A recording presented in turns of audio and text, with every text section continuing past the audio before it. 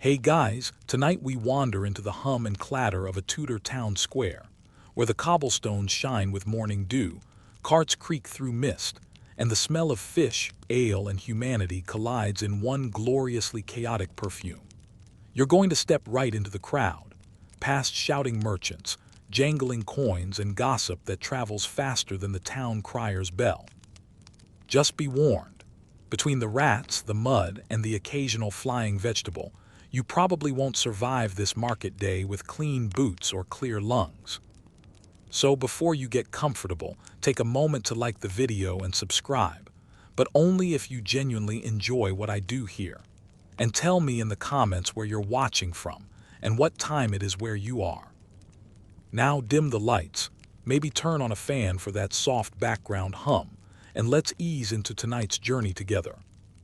The bell rings from St. Mary's Tower, a dull, resonant sound that rolls over the rooftops like a sleepy yawn. It's market day. You pull your cloak tighter and join the shuffle of townsfolk, each step sinking slightly into the mud that never quite dries between the cobblestones. The air smells of wet straw, yeast, and livestock, sharp, earthy, alive. A rooster crows somewhere, confused by the mist, and a dog darts past with a stolen crust of bread clamped triumphantly in its jaw. The Tudor town square is the beating heart of the community. Every Thursday and Saturday, life converges here. The merchants, the gossipers, the watchmen, the thieves, and the children who treat puddles like battlegrounds. You can almost feel the anticipation hum through the fog as carts roll in from the countryside, their wooden wheels squealing like protest. Barrels thump to the ground, and the first traders begin setting up their stalls, canvas sheets flapping like tired sails.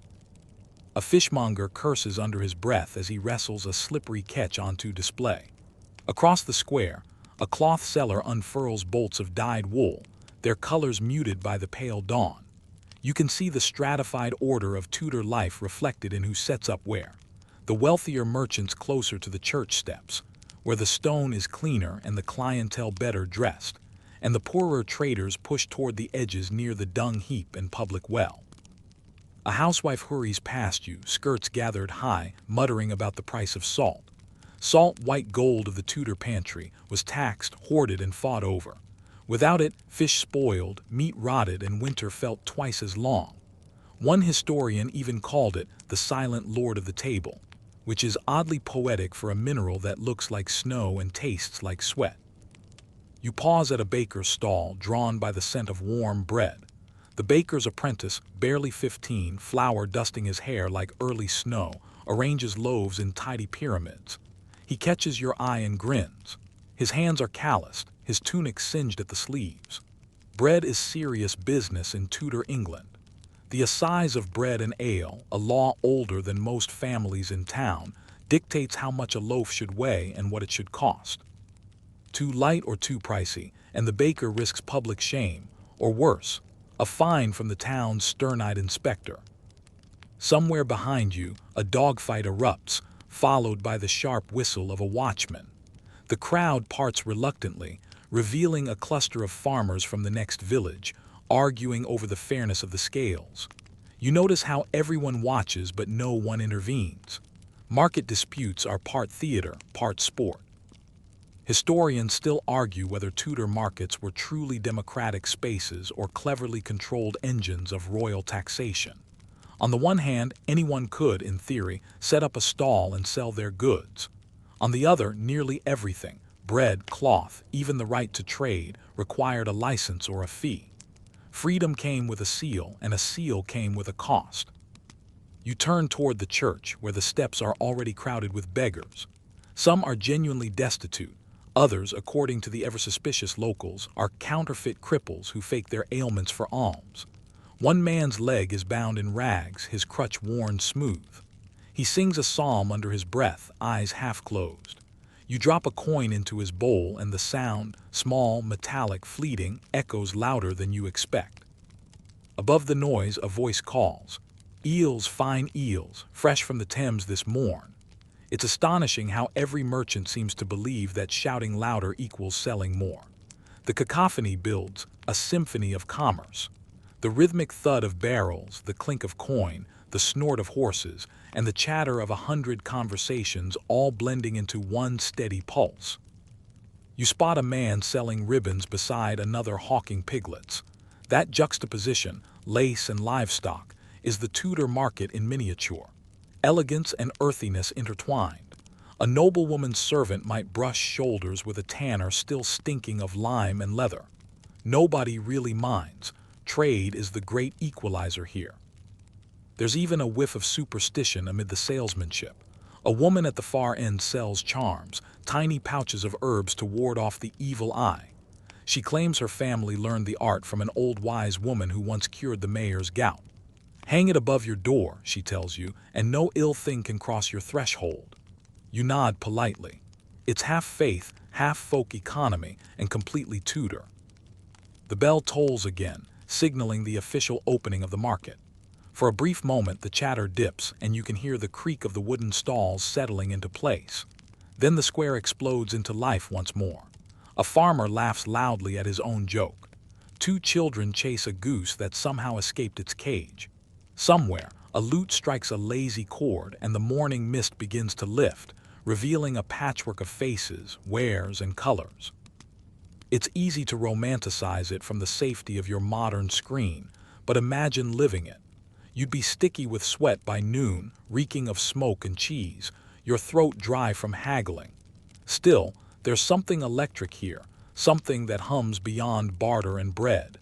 It's the sound of survival wrapped in laughter. And as you stand in the heart of the square, the bell ringing above and the crowd pressing all around, you realize that this muddy, noisy chaos is the rhythm of Tudor life itself. The hum of the market isn't just a backdrop. It's the heartbeat of a world balancing between plague and progress, prayer and profit. The mist fades entirely now, sunlight glancing off the church's leaded windows. You catch your reflection in a puddle, part of the crowd, part of the story. And you know the day is only beginning.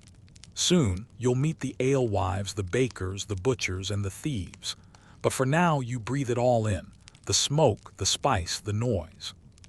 The hum continues, steady and human, as the town square truly wakes. The smell hits you first. Yeast honey and the faint tang of smoke from the baker's oven mingling with the sour sweetness of fermenting ale. You follow your nose through the market, drawn toward a row of crooked stalls where the air is warmer, thicker. This is the territory of the alewives and breadmakers, the women who keep the Tudor town alive, one tankard and one loaf at a time. The baker's oven glows like a little sun, its mouth blackened from years of heat. You watch as a woman, sleeves rolled high and face flushed from the fire, slides a fresh round loaf from the peel onto a wooden board. It crackles as it cools. She doesn't notice you at first. She's too busy scolding her apprentice, a sleepy-eyed boy whose job it is to fetch water and try not to burn anything. You call that a knead, she barks, pounding the dough with a strength that could terrify butter into churning itself. Bread isn't just food here. It's the currency of trust. Every Tudor household depends on it, and the town's laws protect it fiercely. The assize of bread and ale dictates exactly how much a loaf should weigh and what it should cost, based on the current price of grain. It's one of the oldest laws in England, and bakers who cheat their customers can end up in the pillory, with stale crusts hung around their necks for everyone to laugh at. You watch the woman weigh her loaves on a balanced scale. A few crumbs can make the difference between fairness and fraud. Her fingers are fast, automatic, but she pauses to glance up. "No short measures here, love," she says, half teasing. "God's watching, and so's the reeve." A little farther down, the alewives are already pouring. Their stall smells like a medieval pub on payday, warm malt, sour yeast, and the faint perfume of spilled dreams. You approach just as one woman dips her ladle into a wooden cask and fills a pewter mug with frothy brown ale. "Best in town," she declares, handing it to a man with a beard, so magnificent it could have its own parish. He drinks, wipes his mouth with his sleeve, and burps a blessing. Ale is safer to drink than water in Tudor England. Boiling during brewing kills most of what the wells would kindly serve up. Everyone drinks it, children, laborers, even priests, and every household makes its own. But the alewives, usually widows or wives of tradesmen, turn it into livelihood. They brew, pour, and gossip in equal measure. You overhear one tell another, "Marjorie's new batch turned sour again. Must be that cat she keeps near the vat." The other woman nods sagely. "I bad luck follows cats and brewers both." You take a sip, sweet, cloudy, slightly warm. It's more like liquid bread than beer, and it tastes of earth and effort. Somewhere nearby, a fiddler starts to play, and the alewives sway a little as they ladle more mugs.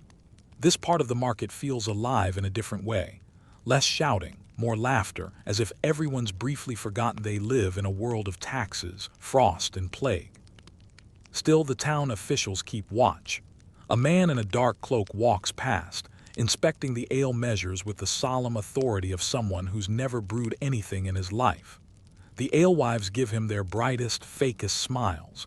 If their ale is too weak or too strong, they'll face fines. It's a delicate game of dilution and charm. Historians still argue whether Tudor women had real economic power or just the illusion of it. Alewives, midwives, laundresses, they worked, earned, and gossiped in public, but they also walked a fine line. Too much success and you might be called a witch. Too little and hunger would do the accusing for you. At one end of the row, a woman with a mischievous grin is selling spiced cakes. They're small, dense, and suspiciously delicious. "For travelers," she says, but the wink that follows suggests they're also for anyone who wants a discreet indulgence. You buy one, bite in, and find the taste oddly modern: honey, cinnamon, and a hint of pepper. The Tudors liked their food lively. The market hum deepens as the morning rolls on. The bread stall now looks like a battlefield, half the loaves gone, crumbs everywhere. The baker wipes her brow with her sleeve, eyes the alewives, and mutters, "They'll sell more laughter than I'll sell loaves." But she smiles anyway. Everyone knows each other here. Rivalries are half real, half ritual. A small boy tugs at your sleeve. His hands are dusty, his tunic too short. "Want to see the bread trick?" he asks. Before you can answer, he plucks a crust from the ground, tosses it high, and catches it clean in his mouth. He bows as if he's performed at court. A few bystanders laugh and toss him a farthing. You realize this is how children learn the rhythm of trade, through charm, quick wit, and a good eye for opportunity. Behind you, two women debate the moral state of the town's new vicar. "He preaches against vanity," one says, "but I've seen him buy saffron bread twice a week." The other snorts. "Saffron, that's pride in loaf form, that is." You can't help but smile. Gossip is the yeast of this market. It makes everything rise. Then, without warning, a small commotion. One of the ale barrels begins to leak. Frothy amber liquid spurts from a crack like a miniature fountain. The alewife curses, jams her thumb into the hole, and shouts for help. Within seconds, 3 men appear, each offering a different expert fix, none of which work. Someone fetches wax, another fetches cloth, and eventually they just drink what's spilled, declaring it divine fate. You'd call it chaos, but here, it's just another Tuesday. You glance toward the church again, its bells quiet now. For all the noise of trade and chatter, there's something sacred in this routine. Bread and ale, the symbols of communion, are also the staples of survival.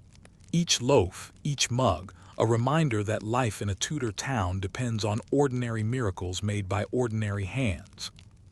The baker finally sits, stretching her arms. The alewives raise their mugs to one another in mock salute. Somewhere, a rooster crows again, confused and late. You take one last look at the steam rising from the oven, the sunlight catching the foam of ale, and think, if heaven smells like this, you'll never complain. Tomorrow the same people will gather again. They'll knead, brew, argue, and laugh. The market will hum, the bread will rise, and the ale will flow. Because in Tudor England, faith may be in God, but comfort is in carbs. You don't have to follow your nose this time. The sound guides you instead. A sharp thwack, a chorus of laughter, and then a voice yelling, "Mind your fingers, lad." You turn toward the center of the square where the butchers have claimed their patch of cobblestone. It's easy to find them. Just look for the blood-stained aprons, the swarming flies, and the impressive display of hanging meat swaying gently in the autumn breeze. This is the butcher's chorus, a daily performance of cleavers, saws, and shouted bargains.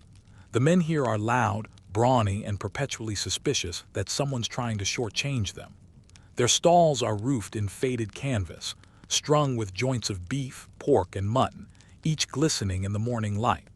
A pig's head stares blankly from a wooden table, an apple stuck cheerfully between its teeth as though in denial about the whole affair. You edge closer, careful not to slip on the sawdust that soaks up more than rain. One butcher wipes his knife on his apron and grins. "You look a bit pale, friend. Not from London, are you? They faint at the smell there." You smile weakly, pretending the scent of raw flesh and warm iron doesn't make your stomach flutter. Behind him, an apprentice is chopping ribs with alarming enthusiasm. Every swing lands with a rhythm that feels half work, half music. The crowd doesn't even flinch. This is just the background percussion of daily life. A dog waits patiently beneath the table, eyes fixed on a dangling scrap, tail wagging with hopeful devotion. In Tudor England, meat is a luxury, except on market day when even humble households can afford a scrap or two. Most days, people rely on pottage, bread, and salted fish. But when the butcher's cart rolls in, it's like Christmas came early. The rich buy whole joints for their feasts, while poorer folk line up for offcuts, bones, and trimmings, anything that can flavor a pot. Nothing goes to waste. Even pig's blood becomes pudding, though you probably don't want to think about that right before bed. A woman haggles loudly over a joint of lamb. "That's half rot," she declares. The butcher, undeterred, pokes the meat and shrugs. "That's how you know it's tender, my dear." The crowd laughs. She glares. He sighs and knocks a penny off the price. "You drive a cruel bargain," he says, "but I'll not quarrel with a lady." She snatches the meat and stalks off victorious. There's a superstition among the butchers that if a cat crosses the block before the first cut, bad luck follows for the whole day. One old man claims that a cursed cat once made his cleaver snap mid-swing, nearly taking off his thumb. He swears by St. Luke that it's true. You notice several cats prowling nearby and decide not to ask whether they're omens or employees. A strange detail catches your eye, a little wooden token nailed to one of the posts. It's painted with a red cross and a pig. The butcher explains that it's a guild mark, proof that he's a member of the butcher's company and licensed to trade. Without it, he'd be fined or even shut down. Guilds run everything here: who sells, where they stand, how much they charge. They're part protection, part monopoly, part medieval mafia. Historians still argue whether these guilds were engines of fairness or obstacles to progress. On one hand, they maintained standards. No one wanted spoiled meat or dishonest scales. On the other, they guarded their privileges like dragons on a hoard, shutting out newcomers and fixing prices. Either way, they're the invisible hands shaping this noisy scene. You wander deeper among the stalls. A butcher demonstrates his skills for a crowd, slicing through a side of beef with theatrical flair. He explains the cuts with pride. Here's the haunch, fine for roasting. This, the brisket, for boiling. And this, he raises a particularly unappetizing chunk for the dogs or your worst enemies. The crowd cheers, and he bows as though he's performed on stage. The smell, though intense, tells a story. Mixed with the copper tang of blood is the scent of smoke from nearby fires, where fat crackles as sausages cook on skewers. A boy sells meat pies from a basket, shouting, "Hot pies! Mystery pies, you'll never guess what's inside." He's right, you probably won't. You buy one anyway because curiosity has a stronger stomach than reason. The crust is flaky, buttery, and scalding. Inside, well, it's hard to tell. You taste pepper, onion, maybe beef, or possibly pigeon. Either way, it's delicious, and you decide not to dwell on taxonomy. At the far end, a tanner's assistant arrives with fresh hides. The smell that follows him could peel paint from walls. Even the butchers wrinkle their noses. He dumps the hides into a cart and moves on, whistling. You catch murmurs from nearby merchants. Apparently, the tanner's shop by the river was fined recently for dumping waste into the stream. The fishmongers downstream weren't amused. The Tudor town is a chain of dependencies. The butcher needs the tanner to cure leather, the baker needs the miller, the alewife needs the maltster, and everyone needs the market. The square isn't just a place of trade, it's a living organism. You can feel it pulsing under your feet. There's a moment of calm as the church clock strikes 10. A shaft of sunlight breaks through the clouds, catching the sheen on a row of knives. For a heartbeat, everything freezes. The butcher's mid-swing, the dog mid-bark, the flies mid-hover. Then the spell breaks and the noise resumes. A young apprentice, face red from effort, drops a slab of pork right onto the cobblestones. The crowd groans. His master rolls his eyes and mutters, "Saint Anthony preserve me from fools." He picks up the meat, blows on it as if that helps, and slaps it back on the table. Hygiene, you remind yourself, is exactly the Tudor strong suit. Butchers have a dark humor born of their work. Death is daily, and laughter is how they keep it at arm's length. One jokes that his wife threatened to leave him, so he offered to cure her. Another says he dreams of becoming a poet, but his verses always end in chop. You can't decide whether to laugh or groan, so you do both quietly. A small but curious fact. In some towns, butchers weren't allowed to trade inside the walls because of the smell and the waste. Their shops stood just outside the gates, near streams or rivers where they could dump offal. Yet in larger towns, they were indispensable. Without them, no feast, no fair, no Christmas roast. Even the local priest bought from them, though discreetly, especially during Lent.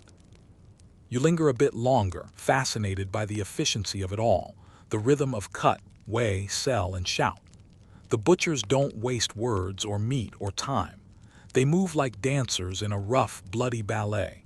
And as strange as it seems, there's beauty in that precision. One last look at the stalls. The sunlight glints off the cleavers, the flies buzz like tiny violins, and a distant bell tolls for the mid-morning prayers. The market doesn't stop for prayers. It simply hums a little quieter until the echoes fade. You step away, boots slick with sawdust, and something you'd rather not identify, but with a fuller understanding of how life here sustains itself. Death, trade, and appetite twine together like braids of sausage in a Tudor morning. The butcher's calls fade behind you as you wander toward a more colorful corner of the market, where the smell of blood gives way to beeswax, lavender, and newly dyed cloth.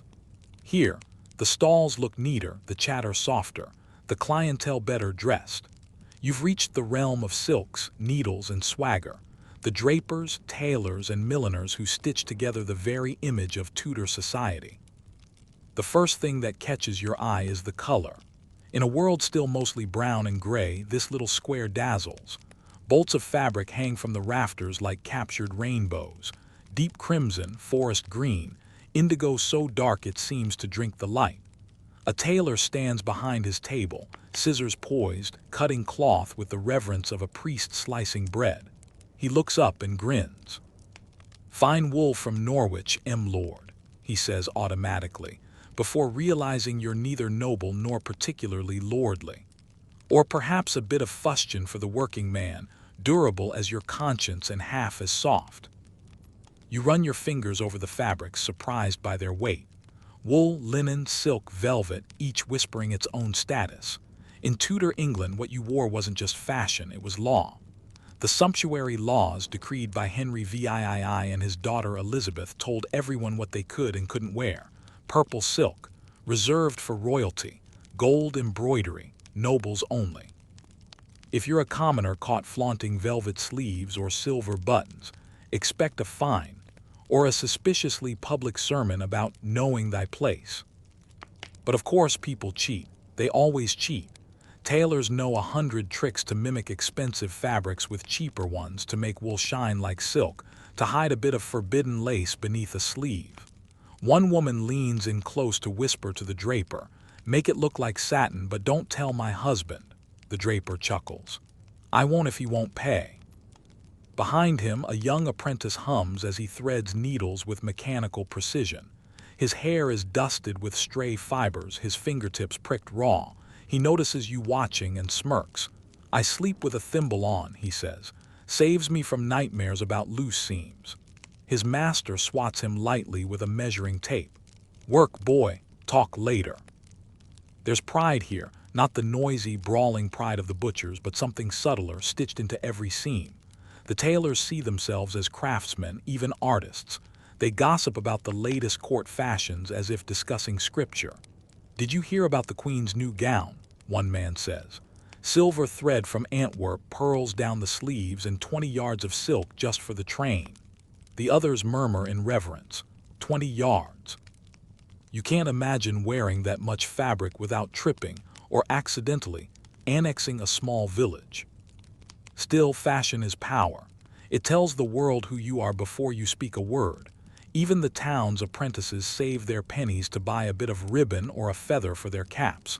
One young man adjusts his doublet proudly, the shoulders padded almost to absurdity. "Gives me presents," he insists. His friend snorts. "Makes you look like you're smuggling chickens." A tailor notices your amusement. "Fashion," he says, wagging his scissors like a sermon, "is half armor, half illusion." He gestures toward a merchant swaggering by in a fur-trimmed coat. "That one's bankrupt but dressed like a duke. The trick is to go broke beautifully." You wander further among the stalls. A lace maker works with astonishing speed, fingers flicking her bobbins like a harpist. Lace was once so precious that smugglers sewed it into their sleeves to sneak it across borders. The lace maker catches your gaze and smiles, revealing missing teeth. "Aye," she says, "pretty things can make ugly lives easier." Nearby, a haberdasher displays a tray of buttons, ribbons, and pins. It's the Tudor equivalent of an accessory shop, though without the polite sales pitch. "Pins, fine pins," he calls. "For your gowns, your cloaks, or your enemies." You raise an eyebrow, he winks. "Sharp either way." A small crowd gathers at another stall where a cloth merchant is showing off something extraordinary, silk from the Far East. It gleams faintly, even in the weak daylight, smoother than anything you've ever touched. "Brought through Venice," he boasts. "They say it comes from Worms." A skeptical farmer frowns. "From Worms?" the merchant nods. "Tiny ones, very rich worms." The farmer mutters something about witchcraft and moves on. Historians still argue whether Tudor trade truly transformed society or merely reshuffled old hierarchies with fancier clothes. Imports from Italy, Spain, and the Low Countries brought new fabrics and dyes, but only a few could afford them. For most, fashion meant keeping your one good outfit patched, mended, and clean enough to fool the neighbors. And yet, the dream of finery trickled down. Even servants were known to sneak hand-me-down ruffs or alter cast-off gowns. There's a kind of democracy in vanity. Everyone wants to look a little better than they can afford. A tailor's wife approaches you, holding up a half-finished doublet. "Feel this lining," she says. "It's smooth and warm, quilted with soft fleece. Keeps out the chill better than prayer." She pauses, then lowers her voice. "You look like you'd appreciate something fine but not foolish. I can have one made by All Hallows." You thank her politely, imagining how out of place you'd look in ruffled sleeves. The square hums differently here. Less shouting, more murmuring. A lute player plucks a quiet tune nearby, the melody winding through the air like a silk thread. The drapers' banners flutter, painted with gilt symbols, shears, spindles, and needles crossed like swords. You notice how fashion and faith intertwine. A priest passes, robes lined with gold brocade. He blesses a merchant's stall but lingers a little too long admiring the cloth. Even holiness, it seems, appreciates good tailoring. A burst of laughter pulls your attention back to the apprentices. One has stitched another's sleeve shut while he wasn't looking. The victim flails. The tailor pretends not to see, and soon half the stall is laughing. For all the elegance of the trade, it's still filled with boys, banter, and boredom. As the afternoon sun warms the square, colors deepen. The fabrics glow like jewels, ruby, emerald, sapphire, spilling over wooden tables. You can almost hear them whispering, "Buy me, wear me, become someone new." And perhaps that's the quiet magic of this corner of the market. Amidst the mud and noise, the drapers and tailors sell transformation. They don't just clothe bodies, They clothe ambition, dignity, and dreams. You step away, a thread of music following you, the hum of the market shifting once again. Somewhere beyond the silks and laughter, you hear the unmistakable jingle of coins and the sharp tone of argument, your next stop in this living tapestry of Tudor life. You drift from the silk stalls toward a darker corner of the square, where the noise shifts from cheerful chatter to muttered deals and nervous laughter. Here, the scents of bread and perfume fade, replaced by metal, ink, and damp leather purses. This is the kingdom of coins, credit, and curses, where money changes hands as quickly as luck, and both are equally slippery. A table stands under a striped awning, its surface scattered with silver pennies, gold angels, and a few foreign coins with strange faces stamped upon them. Behind it sits a man with the patient grin of someone who's seen too many bad bargains. His fingers move fast, counting, weighing, sliding coins across the wood with the precision of a gambler. Changing, lending, or losing? He asks without looking up. You hesitate, he chuckles. Everyone loses in the end. Question is, how much and how loud? Money in Tudor England is a messy, jingling affair. Coins are clipped, counterfeited, and perpetually suspect.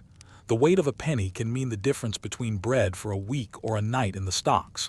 Every market has its changers, men who exchange old coins for new or trade English silver for French or Flemish currency. But they're not just businessmen. They're part banker, part risk-taker, part fortune-teller. You watch as a farmer empties a pouch of dull silver onto the table. The moneylender inspects each coin with a tiny set of scales, tongue pressed thoughtfully to his teeth. Clipped, he says, rejecting one. Worn, another goes aside. The farmer protests, but the lender just shrugs. Blame the mint, not me. The king's face fades faster than his patience. There's laughter from a few onlookers, but you catch something else, a flicker of resentment. Money changes everything, even in a world where most trade still happens through barter. For every merchant who counts coins, there are 10 laborers who count on credit. A woman approaches the stall, clutching a small purse to her chest. Her hands tremble. She leans close to whisper, but the moneylender's voice carries. You're late on your payment, Mistress Brown. He taps the table. The interest grows faster than your barley. Her face reddens and she fumbles for coins. The crowd pretends not to listen, though every ear is tuned. Finally, he takes her money, nods, and says, almost kindly, "Next time, don't pray, plan." That's the thing about money here. It's as much a moral issue as a practical one. The church condemns usury, lending money for profit, as a sin. But as trade expands and credit becomes essential, everyone starts pretending the rules don't apply if you use creative bookkeeping. You can lend technically, but call it a fee, not interest. Problem solved. Historians still argue whether the Tudor economy was truly capitalist yet, or just pretending. There were guilds, monopolies, and fixed markets, but also rising merchants who dreamed of empires and profit. The town square is the crossroads of that transition, half medieval barter, half modern finance. As you listen, you realize money here carries a strange mixture of reverence and fear. It glints like a saint's relic, but it smells faintly of sin. A preacher near the church steps seizes the moment, raising his voice. Lay not up treasure upon earth where moth and rust doth corrupt. A few heads turn, fewer wallets close. The moneylender merely rolls his eyes. Moth and rust, aye, but not me. You wander toward a small side stall where trinkets glimmer in the light, rings, brooches, and lockets pawned for quick cash. The pawnbroker behind the table looks like a kindly uncle until you notice the sharpness in his gaze. Jewels for bread, he murmurs, turning a ring over in his hand. Happens every week after harvest. He tucks it away, adds, if she's lucky, she'll buy it back by Christmas. If not, someone else's wife will wear it. There's a fringe trade here too, fortune tellers and charm sellers who hover at the edges of finance like ravens near a battlefield. One woman offers to bless a coin for good luck in commerce. Rub it before you trade and your purse will never empty. You hand her a farthing just to see. She spits lightly on it, whispers a rhyme, and presses it back into your palm. Now it's twice as lucky, she says. You're fairly sure it's also twice as unsanitary. A boy runs past, chasing a runaway chicken.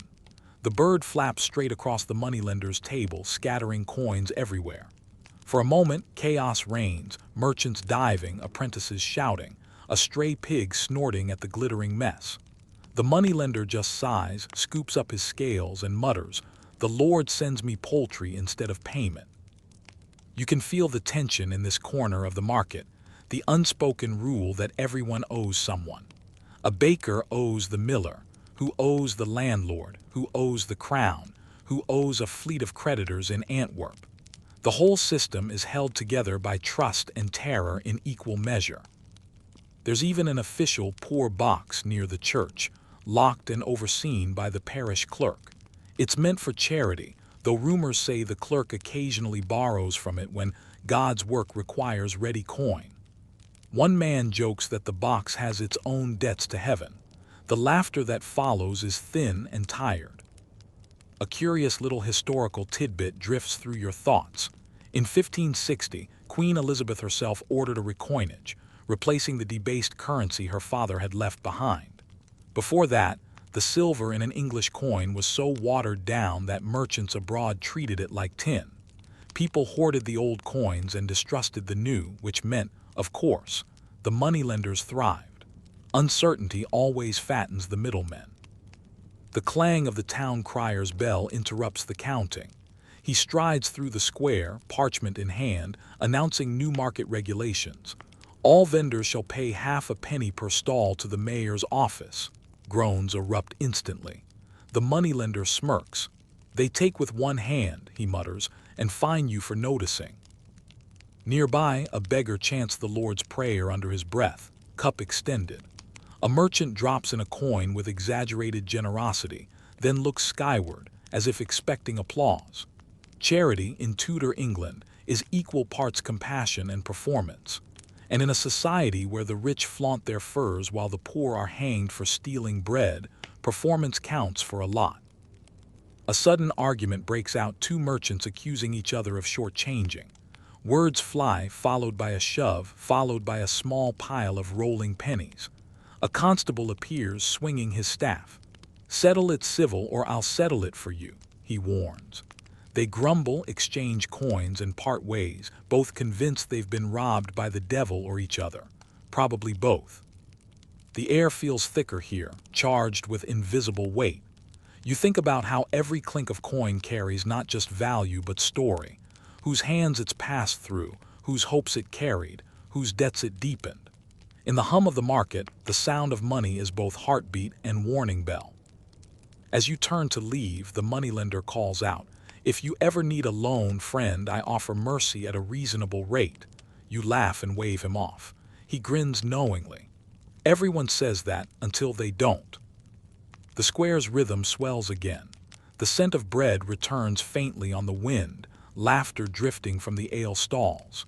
Yet here, in the shadow of coins and curses, you feel the pulse of something deeper. In Tudor life, the market isn't just where things are bought and sold. It's where morality is bargained, one penny at a time.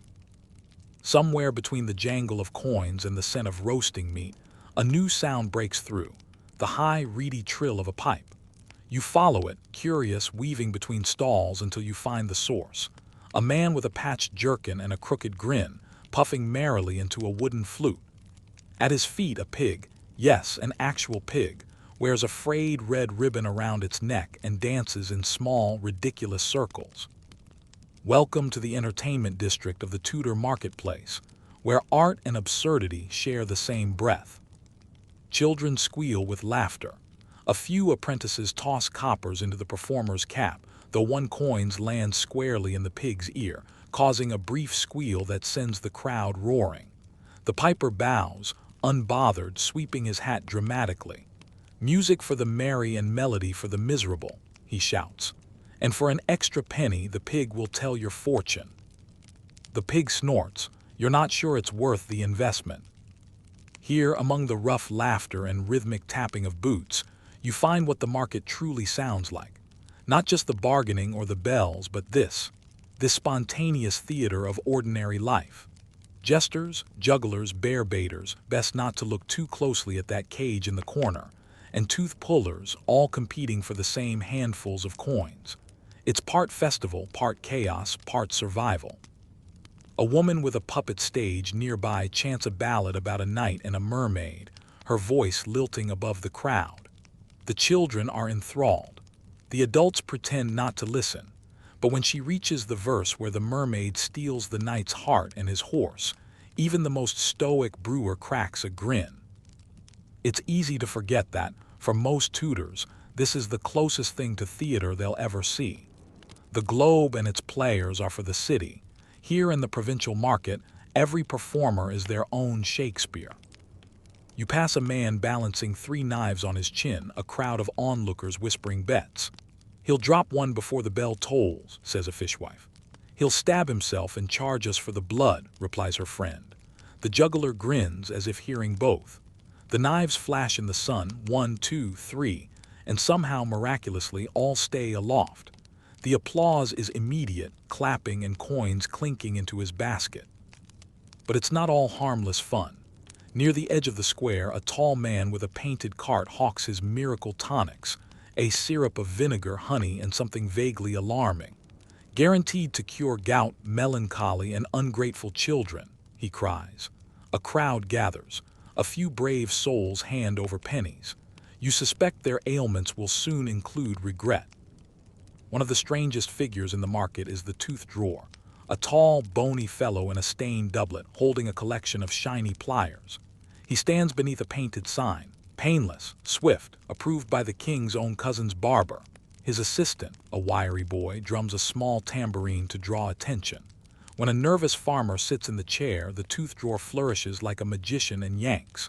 The scream is immediate, but the cheer afterward is louder.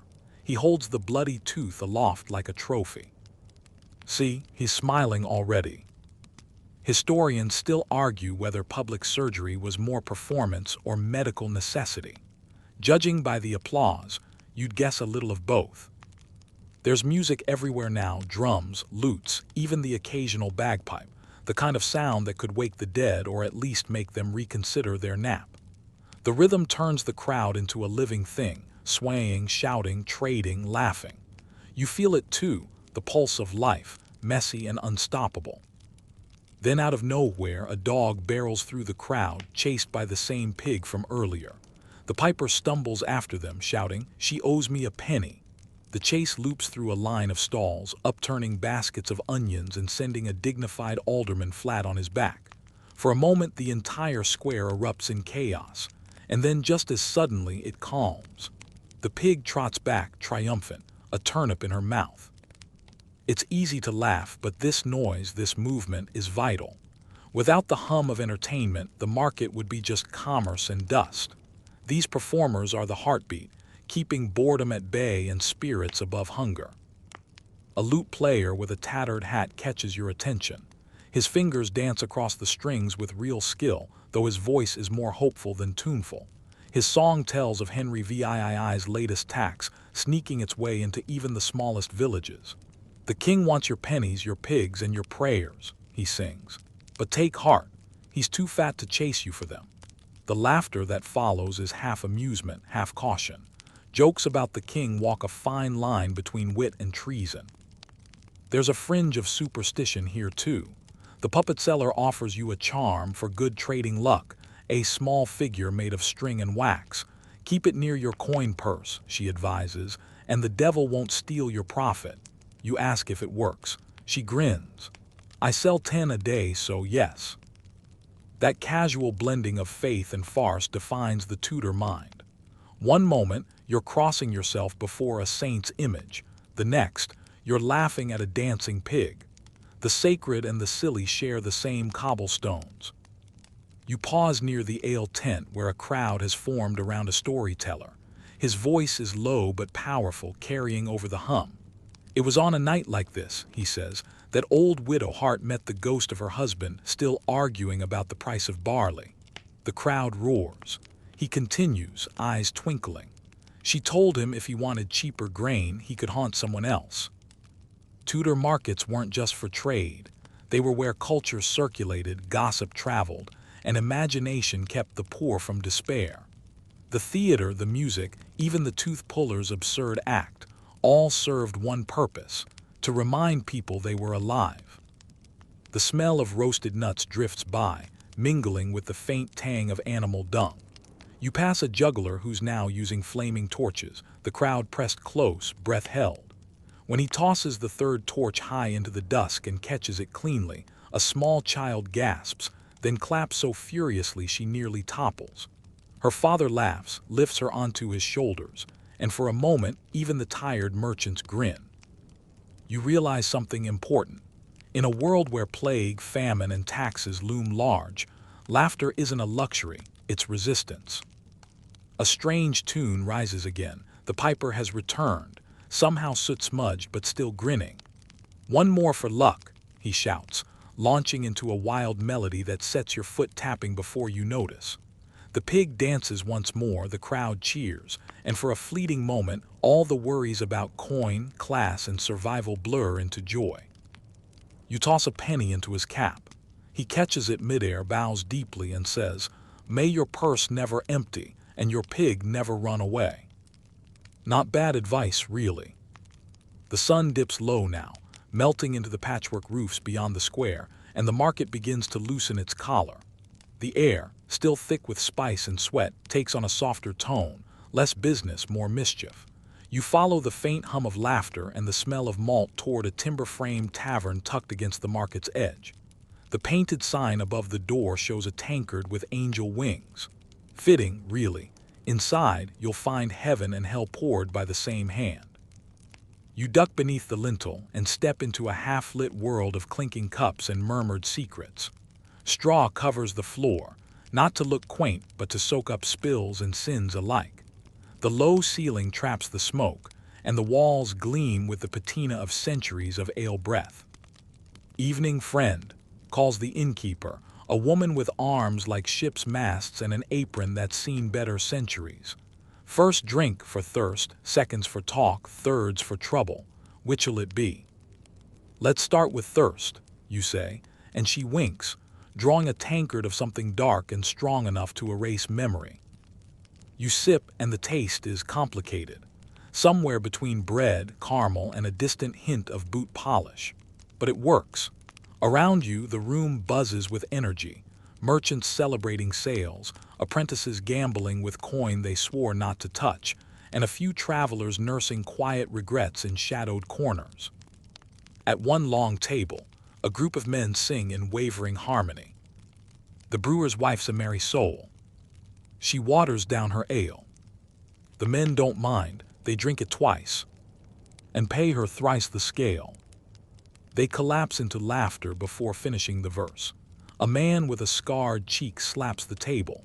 If the brewer's wife hears that, she'll have your head in the mash barrel. He's not wrong. Taverns are rumor mills disguised as public houses.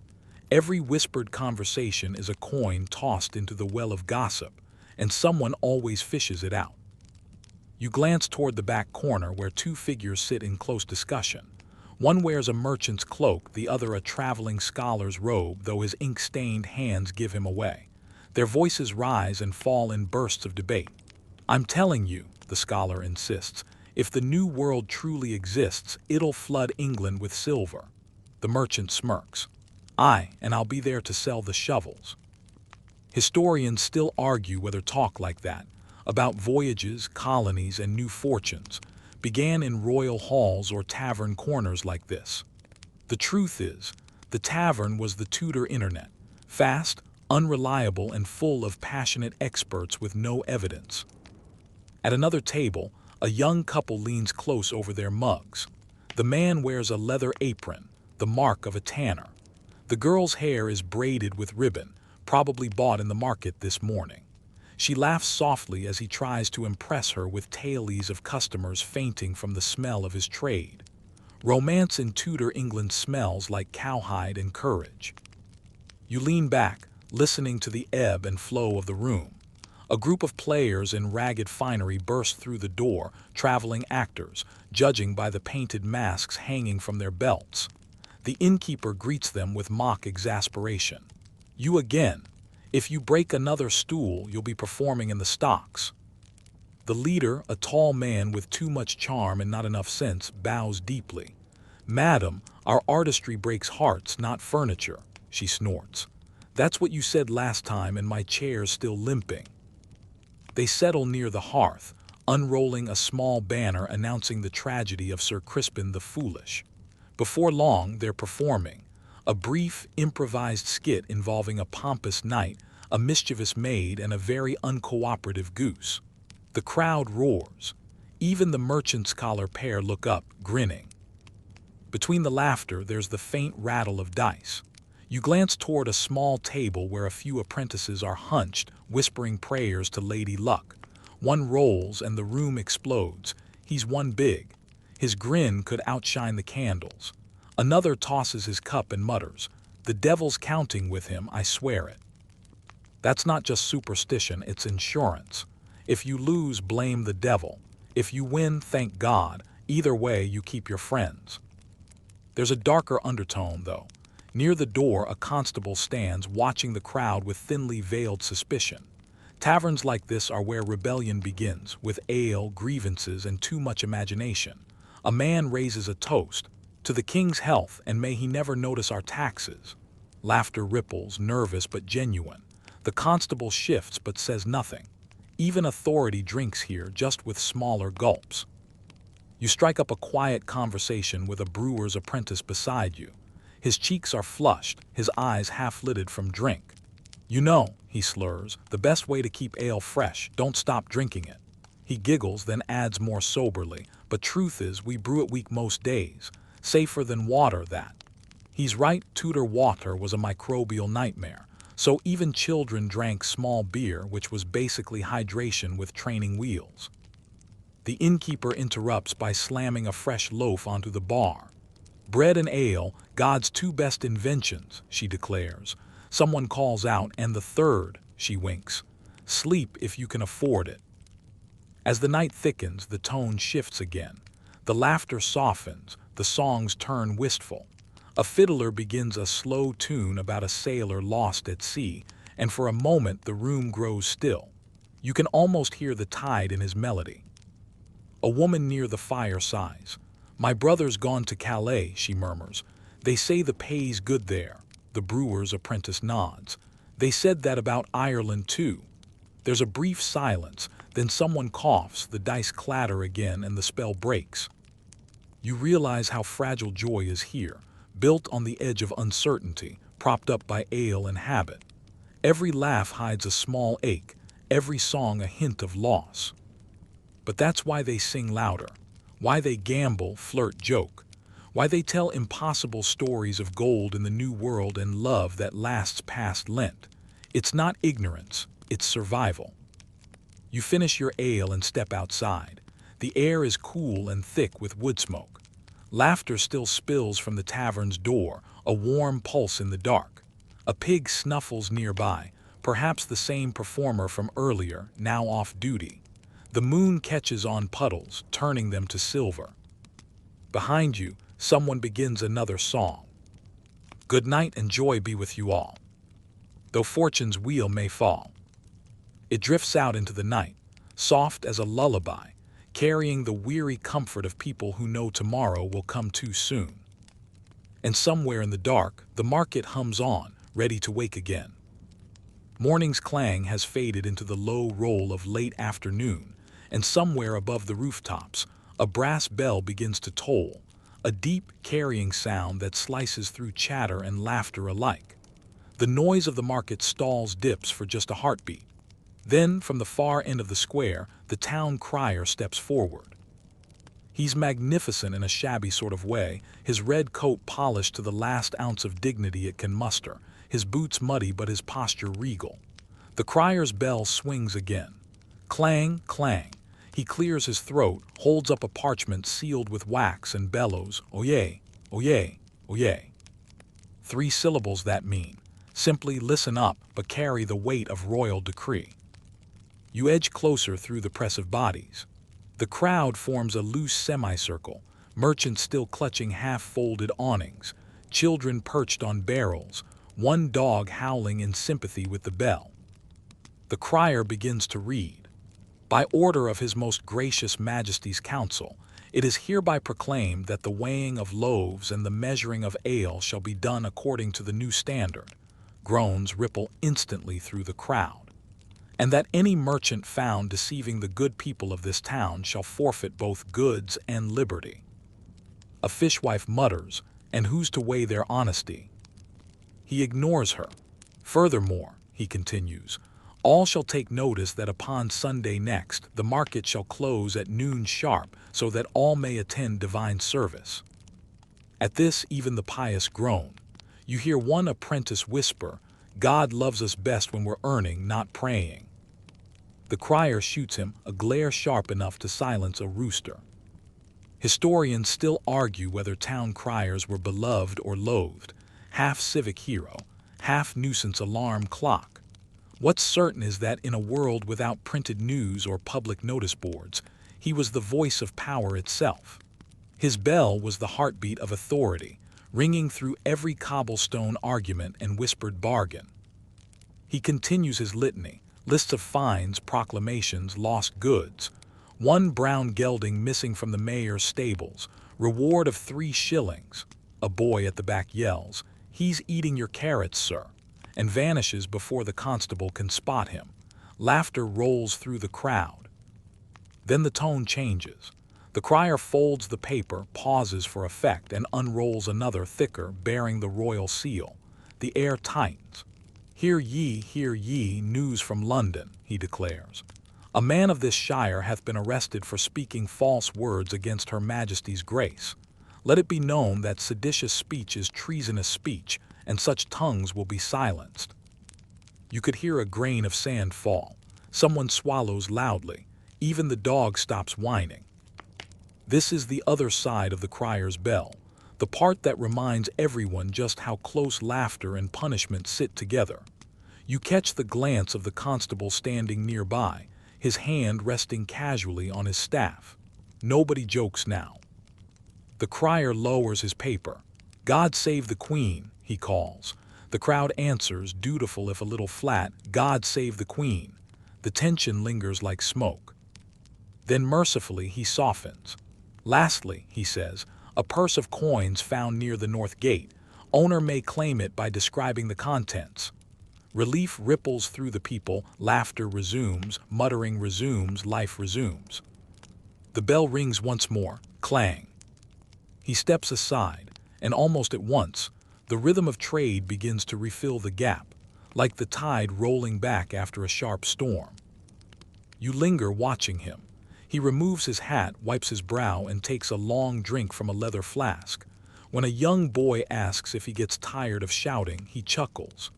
"Lad, my voice is the town's throat. As long as I can shout, we breathe." Nearby, the constable's patrol begins again, scanning for drunks, cheats, and petty squabbles. It's a delicate balance, too strict and the market sours, too lenient and it turns feral. Justice here is often about performance. And sometimes, quite literally, public performance. You notice a small crowd gathering by the church steps. A man stands there, his hands bound loosely before him, flanked by 2 beadles. The town crier steps up once more and announces, "By order of the mayor, this man is fined and shamed for selling watered ale at false measure." The man bows his head, his ears red with embarrassment. The crowd jeers, some light-heartedly, some not. The crier bangs his bell one last time. "Let this be example to all." The accused mutters something about the Lord's forgiveness and trudges off, his dignity thinner than his beer. Justice in the Tudor square is as much seen as done. Stocks, pillories, fines, they all take place right here, under the same sky as the bakers and butchers. The message is simple: sin in public, suffer in public. There's a strange comfort to it, too. You realize that, for most people here, this spectacle of punishment isn't cruelty, it's reassurance. Proof that someone, at least, is pretending to keep the world in order. A young woman beside you sighs. "Better the bell than the noose," she murmurs, and tosses a coin toward a beggar's cup. The crier, now off duty, chats amiably with the constable. Hard work keeping the peace, he says. The constable grunts. Harder when peace doesn't want to be kept. You stroll on, the echo of the bell still ringing faintly in your ears. It's funny. You've been surrounded by noise all day, yet that single clang feels louder than anything else. It's the sound of authority, of reminder, of control. But it's also the sound that holds the town together. Without the crier, the market's hum would dissolve into chaos. The rules, the fines, even the small bits of fear, they're the scaffolding that lets everyone else laugh and trade and breathe freely. As the sun dips lower, you spot the crier again, this time helping an elderly woman load her basket onto a cart. He's still loud, still proud, but now his tone is gentle. "There you are, mistress," he says. "Don't let the lads bump you." She pats his arm fondly. "You may shout like thunder," she tells him, "but you've a kind heart under it." He grins. "Aye, but don't tell the mayor, he'd fine me for softness." And then with one last wave, he's gone, his red coat vanishing into the golden haze of evening. The bell echoes one final time, softer now, as if even it is tired. You realize something. In this world of barter and gossip, performance and punishment, truth travels not by ink but by voice. And the town crier's voice is the thread binding every story, every stall, every sin into the same living tapestry. Tomorrow his bell will ring again, summoning the same faces and fears. And once more the square will hum, louder, messier, but somehow still whole. Evening drapes itself over the town square like a velvet cloth, the last rays of sun catching on brass buckles and glass panes. The market is packing up. The once glamorous shouts of vendors dissolve into the shuffle of boots and the creak of wooden carts. Somewhere, a tired lute player plucks a tune that's half lullaby, half lament. You drift through the slow undoing of the day, past the fishmonger sluicing his table with a bucket of gray water, past the baker hauling empty trays back to his cart, past the smell of wet sawdust where the butcher's block stood. The air has changed. Salt and smoke, yeast and tallow, the heavy scent of humanity winding down. A faint rain begins to fall. It's soft, hesitant, like the sky is whispering rather than speaking. And with it comes a new sound, familiar, rhythmic, deeply old, the mill wheel turning. You follow it through the side streets to the edge of the river.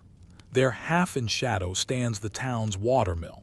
Its great wooden wheel dips into the stream, each blade catching the current, pushing, rising, falling. The turning never stops. A miller's boy appears from the doorway, face smeared with flour and ash, sleeves rolled to the elbow. He hums as he works, tossing grain into the hopper. Inside, the machinery murmurs, a constant wooden breathing. The sound fills the air, not loud but alive. The mill is the town's hidden heart. All day, its wheel has been turning while merchants shouted, criers proclaimed, and gossip buzzed through the streets. It grinds the grain that becomes the bread that feeds the hands that build the houses that shelter the dreams that make the town. Every crumb of bread tomorrow will carry the memory of this moment. Rain on the roof, wheel in the water, time in motion. You step closer. The miller himself, a broad man with white hair powdered with flour, nods to you.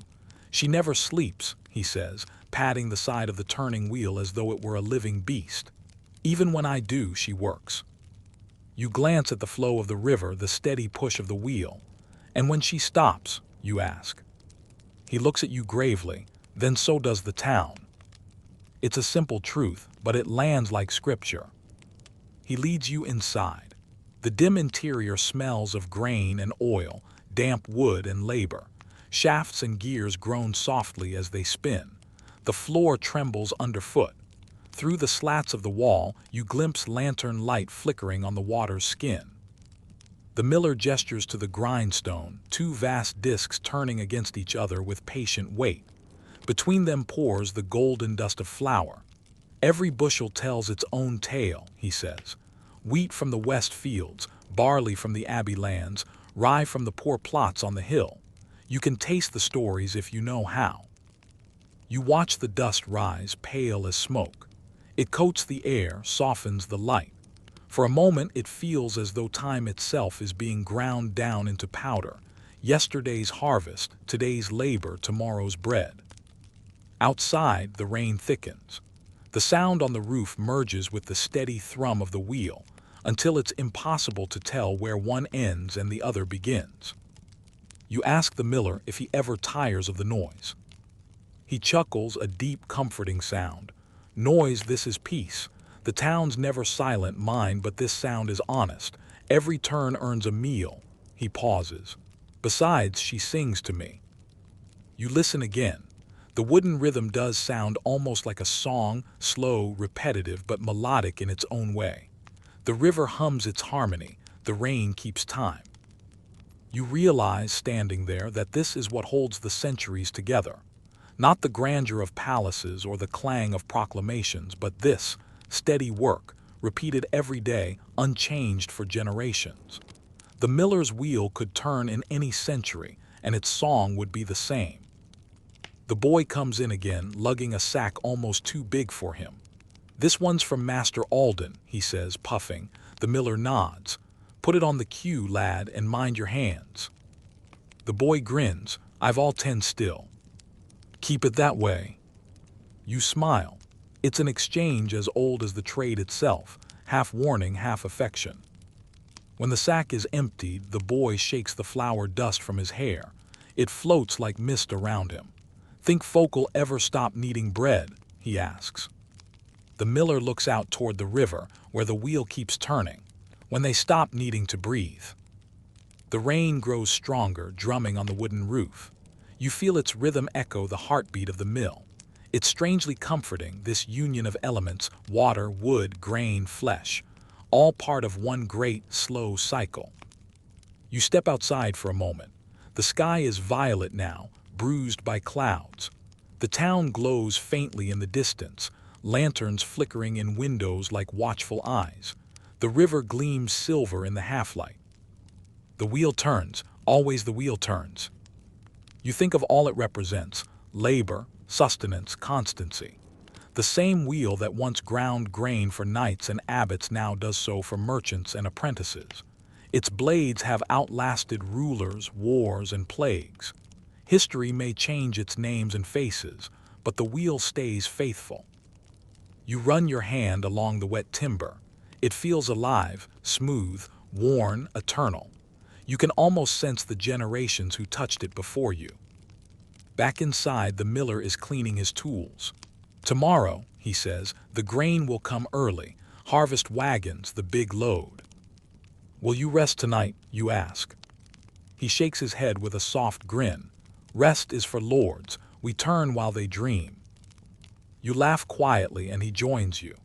The wheel creaks, the rain hums, and the two sounds blend into something ancient and beautiful. Later, as you walk back toward the sleeping town, you keep hearing that sound, the ceaseless wheel, patient and sure. It's a reminder that life here never truly stops. Even as fires gutter and voices fade, something keeps working beneath it all, like the steady pulse of a living heart. You glance once more toward the mill before the bend of the road hides it from view. Its outline glows faintly in the rainlight. The turning wheel gleams like a halo. You realize in that moment that you have seen the purest form of survival, not through glory, but through persistence. And as the night closes in, the last sound you hear is the low, eternal murmur of the wheel that still turns. The next morning the rain has cleared, leaving the air sharp and clean, the cobblestones slick with reflected sunlight. The market square is alive again, though not yet loud, just waking.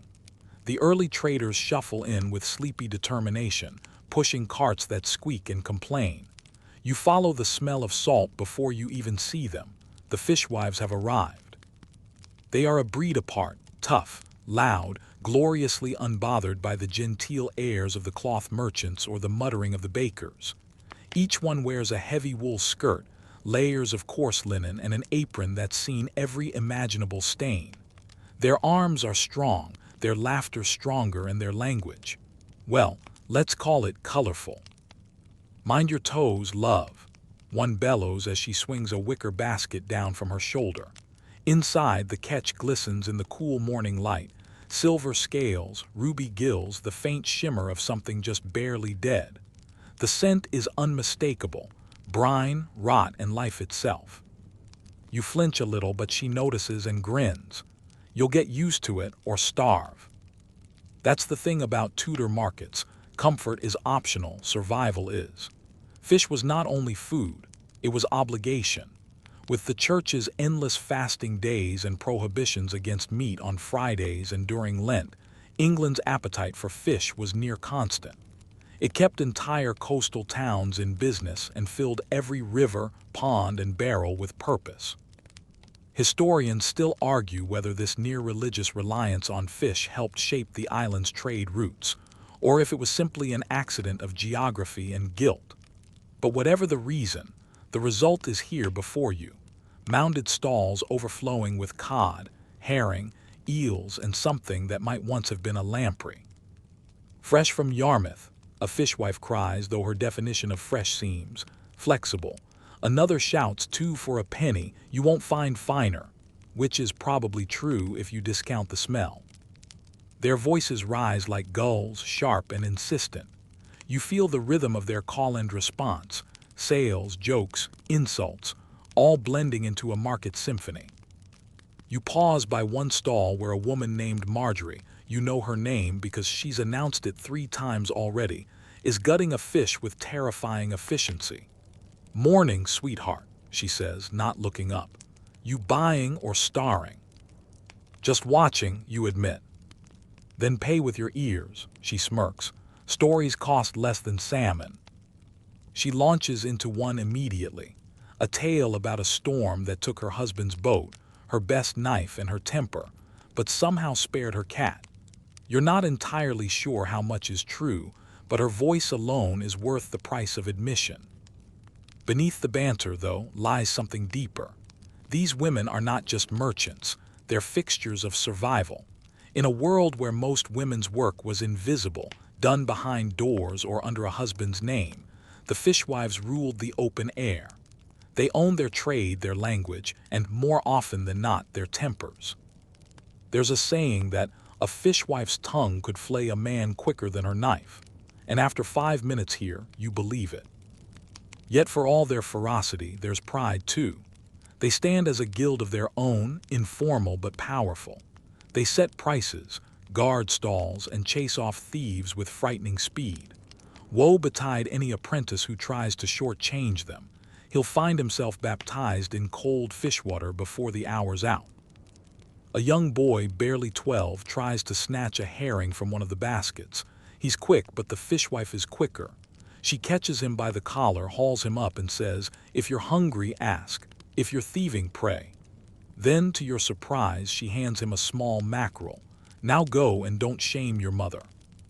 The boy mumbles thanks and vanishes. You glance at her and she shrugs. Fish don't sin, people do. It's hard not to admire her logic. As the sun climbs, the square fills with more buyers, apprentices sent by their masters, servants haggling for kitchens, wives weighing what little coin they have. The fishwives thrive in this chaos, voices soaring above the crowd. You notice they command not just attention but space. Men step aside for them. Even the town constable gives them a wide berth. In some towns, fishwives held legal privileges, allowed to sell without guild interference, protected by old charters. In others, they were seen as troublemakers, the loud pulse of defiance in a world of obedience. Some records even show them organizing protests over taxes or grain shortages. One such rebellion, if you can call it that, was led by a woman nicknamed Shrill Nan of the Quay. She once dumped spoiled fish at the mayor's doorstep in protest and reportedly shouted until he lowered the levy. Historians still argue whether she was a folk hero or a local nuisance. Probably both.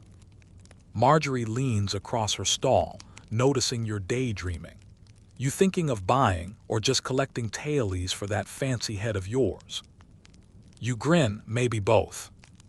"Then here's one for free," she says, lowering her voice. "See that gentleman over there, the one pretending not to look at me?" You follow her gaze. A man in a dark cloak hovers near the edge of the market, glancing this way and that. "He's from the guild," she mutters. "Wants to tell us how to weigh fish proper, as if he's ever touched one that wasn't on a plate." You watch as the guildsman hesitates, then steps forward. The banter dies slightly. The fishwives' laughter sharpens into something cautious. "Morning, ladies," he says, in the tone of someone who's not sure whether he's greeting traders or a firing squad. "There've been complaints about unfair measures." Marjorie crosses her arms. "From who?" "The eels." He fumbles for dignity. "From customers." "Then let the customers buy somewhere else." "Oh wait," she snaps, "there is nowhere else." The crowd titters. The guildsman's face reddens. He mutters something about regulations and retreats quickly, followed by a bucket of wash water that narrowly misses his boots. The laughter returns in waves. "See," says Marjorie, triumphant, "a little stink keeps the pests away." The square hums again, louder now, more alive. The tension dissolves into mirth. You realize the fishwives' power lies not in defiance alone, but in unity. Their voices together are ungovernable. As the afternoon wanes, the air grows thicker with smell and sound. The fishwives begin packing up, scraping scales from their tables, rinsing baskets, trading last jests. The sun dips low, gleaming on puddles of salt water that glitter like spilled silver. Marjorie hands you a piece of smoked eel wrapped in cloth. "For walking company," she says, "and if you get lost, follow your nose back here." You thank her, biting into the eel. It's surprisingly good, smoky and firm. She winks. "Told you, you just have to get past the smell." As you step away, the shouts fade behind you, replaced by the calmer murmur of evening. Somewhere, a mill wheel still turns, and from the tavern comes the faint chorus of song. The fishwives' laughter lingers in the air like salt, sharp, necessary, impossible to forget. By the time the church bell tolls noon, the square has become a tapestry of motion, colors, smells, voices blending into one steady hum. The stalls shimmer in the sunlight, red apples, green cloth, silver coins flashing like tiny mirrors. Yet today there's something new in that hum, something slightly off-key. A stranger has arrived. You notice him at once, not because of anything overtly strange, but because he moves differently. Where others jostle and shout, he glides. His cloak is darker than the rest, cut from fine wool and lined with fur that hints at foreign winters. A small feather dangles from his cap, bright blue, not native to England. He pauses near the draper's stall, speaking in a lilting accent you can't quite place. His words ripple through the air, soft, rhythmic, touched with something you'd almost call music. The draper, a stout man with cautious eyes, frowns as he tries to follow. "Venetian," he mutters, "or Dutch." The stranger smiles, "Both perhaps." You edge closer. His table is small, stacked with curious things, glass beads that catch the light like frozen rain, carved ivory combs, and rolls of fabric finer than spider silk. You run a finger along one. It's smooth, impossibly light. "From Florence," he says softly, "woven for the Duke's court. But a lady such as yourself," he gestures vaguely and you suppress a grin, "would make it even finer." You almost laugh. The man has charm to spare, but charm in a Tudor market is a dangerous currency. Within minutes, he's drawn a crowd, children staring at the bright trinkets, women whispering behind gloved hands, men watching with folded arms. You hear the murmurs building. Foreigner, papist, spy. The usual blend of curiosity and suspicion that greets anyone not born under the same damp roof beams.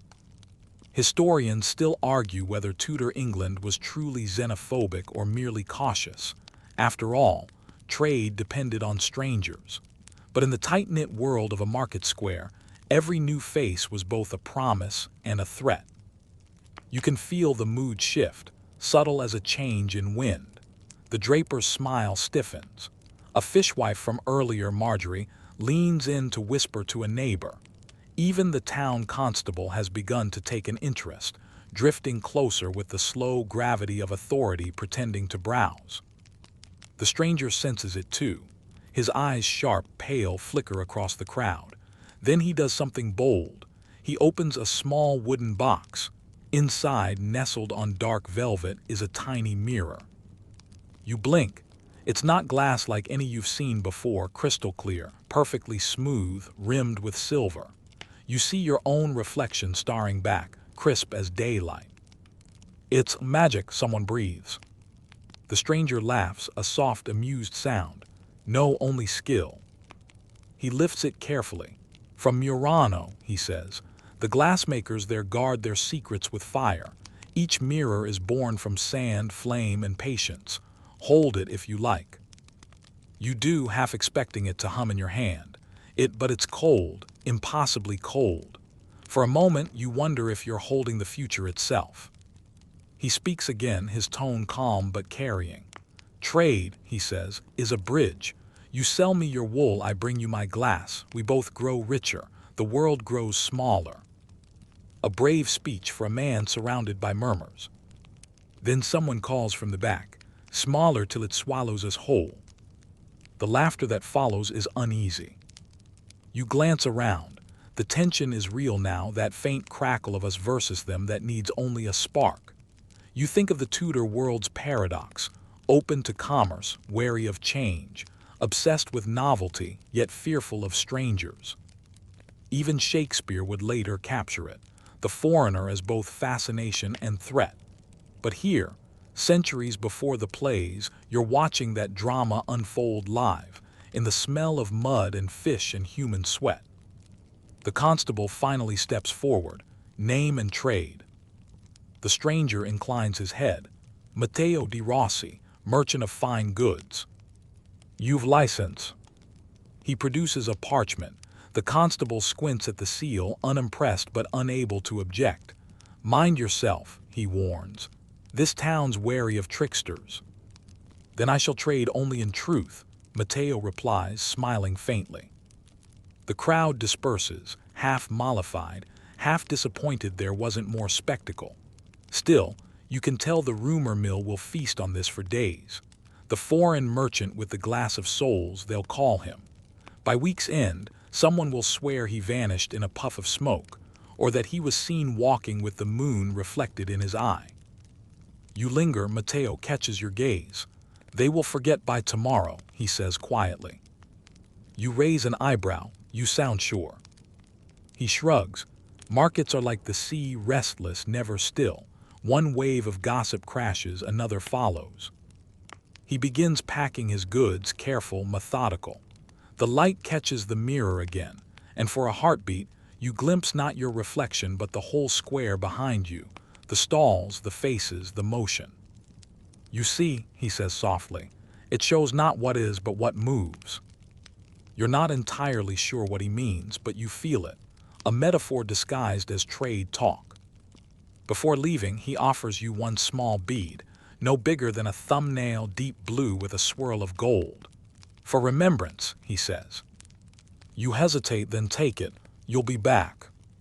He smiles, "If the sea allows." And just like that, he's gone, folding into the tide of people, as though the market itself has swallowed him.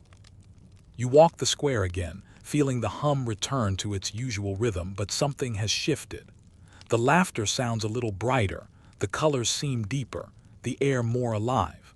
You realize that strangers are not interruptions to this world, they're sparks. Later, as the bell tolls for vespers, you catch sight of Marjorie again.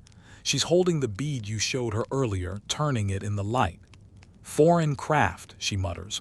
"Pretty, probably cursed." You laugh, "Probably blessed." She smirks, "Same thing some days."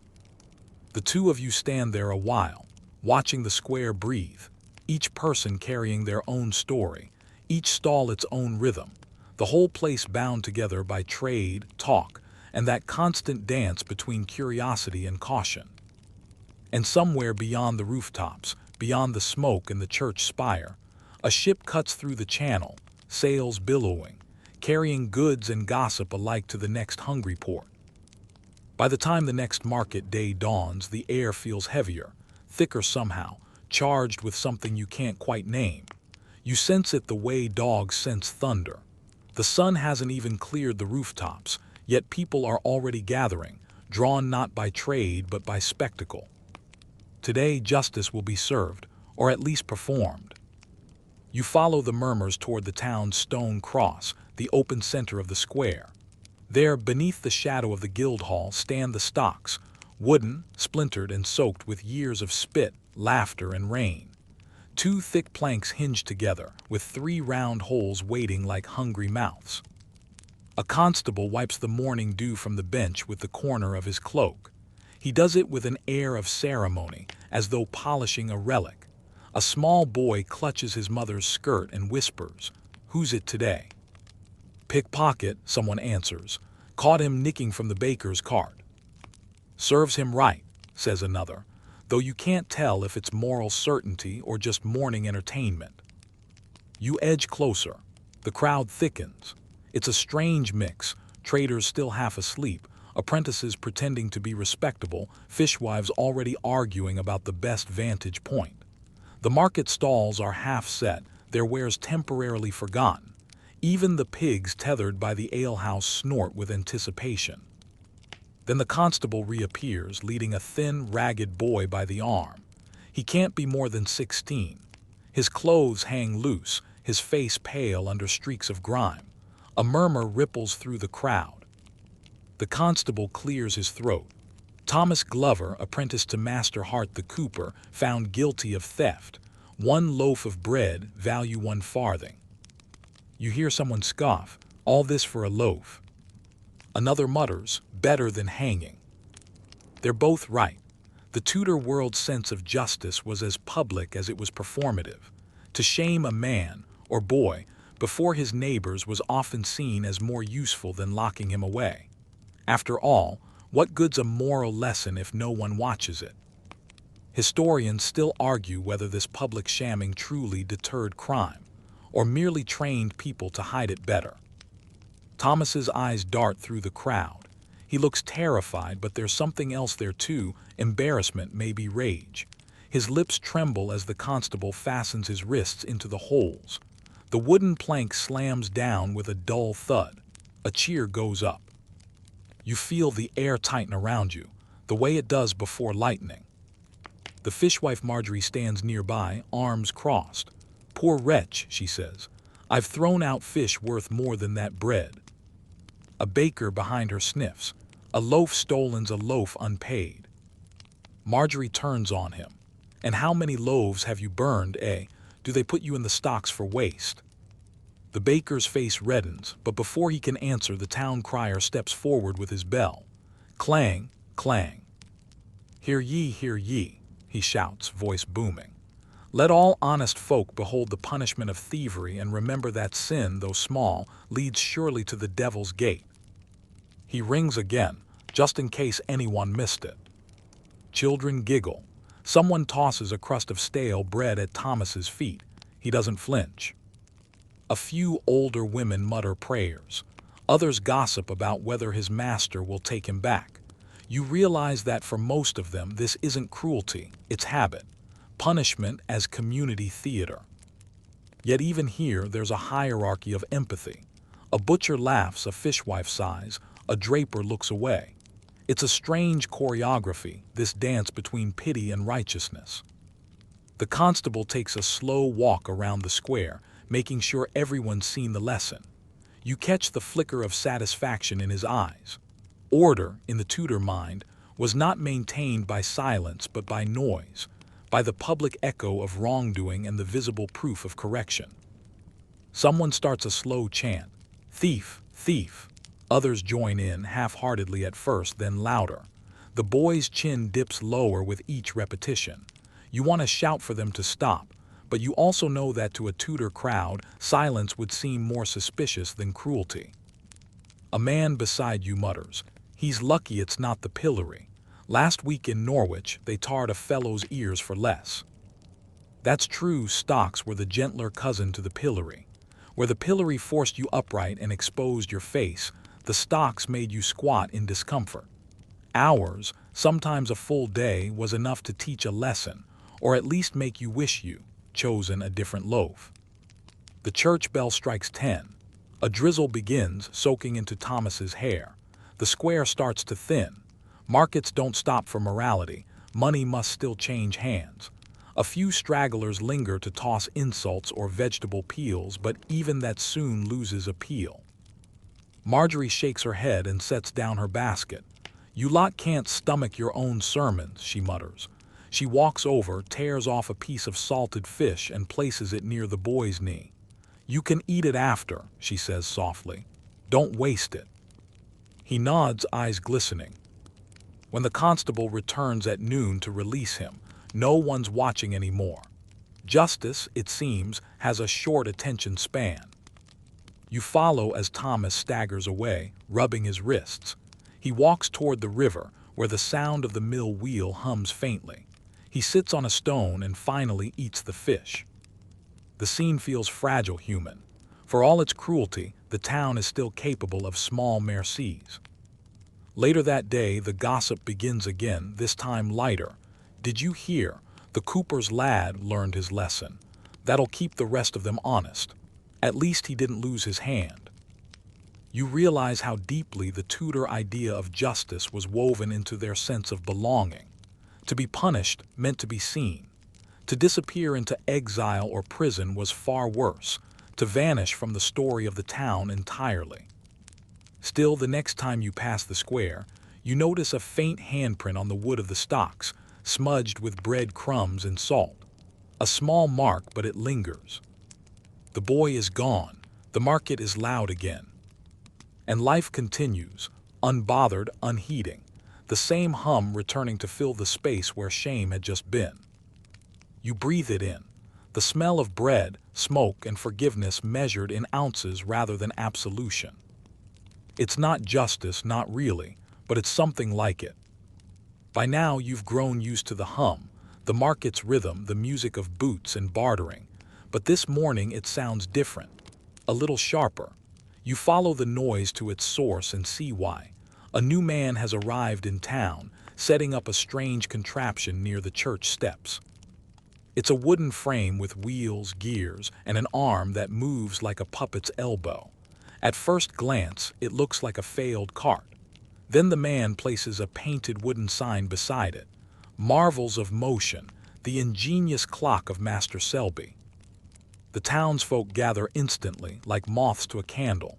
You join them because curiosity is contagious. Master Selby himself is not what you expected. He's not a noble scholar from Oxford, nor a dusty monk from the Abbey. He's short, sun-tanned, with a beard that looks like it's been shaped by accident rather than design. His sleeves are rolled, his fingers ink-stained. He taps the wooden frame lovingly. "Behold," he says, voice booming, "a clock that moves without man or beast. It keeps time by wheel and weight alone. You may never be late to Mass again, unless you wish to be." A ripple of laughter passes through the crowd. The baker, flour still on his elbows, squints skeptically. "And what keeps that from stopping, eh?" Selby grins. "Gravity, my good man, the same force that keeps your pies from floating away." The baker grumbles, unconvinced, but others lean in. You notice the device's inner workings. Interlocking wooden gears, a small bell, a carved face whose eyes tick left and right in time with an invisible heartbeat. It's mesmerizing, half toy, half miracle. Historians still argue whether traveling tinkers like Selby were true inventors or merely clever recyclers of ideas stolen from monastic workshops. But in Tudor towns, innovation was as much theater as scholarship. Selby cranks a handle and the device stirs to life. The carved face blinks. The bell tings every few seconds. Children squeal. A drunkard claps as though witnessing divine proof that the world itself runs on clockwork. "Mark it," Selby declares, pointing at the sun. "When my bell strikes 12, so shall the church bell above, and if it doesn't, well, I'll eat my hat." The townsfolk cheer. Some whisper that he's a sorcerer, others a genius. You can't help but smile. It's the Tudor version of a tech launch. Meanwhile, a merchant sidles up to him. "Could such a thing keep time on a ship?" Selby raises an eyebrow. Aye, but only if the sea keeps still, which, as you may know, it refuses to do. The crowd laughs again, but a few sailors murmur in genuine interest. You realize that beneath the showmanship lies something deeper, the slow, clumsy birth of scientific thought. A friar approaches, robes brushing the dust. "Master Selby," he says cautiously, "does your device not trespass on divine order? The Lord alone measures time." Selby bows slightly. "Then perhaps he's lent me the minutes, Father. I only arrange them nicely." You stifle a chuckle. The friar does not. Still, he stays to watch, because even doubt can't look away from progress when it moves and ticks and gleams with promise. By noon, the square has transformed into a fairground. Someone sells sugared almonds, another brings out a lute. The air smells of roast nuts and sawdust. A child dares to touch the clock's wheel, only to be gently scolded by Selby, half teacher, half jester. As the sun reaches its peak, Selby raises his hands dramatically. "Now, my friends, behold the moment of truth." He points to his bell, frozen in silence. For a long second, nothing happens. Then ting! The church bell above answers, a deep echo rolling across rooftops. The timing is perfect. The crowd erupts in cheers. Even the friar looks impressed, if only grudgingly. Selby beams.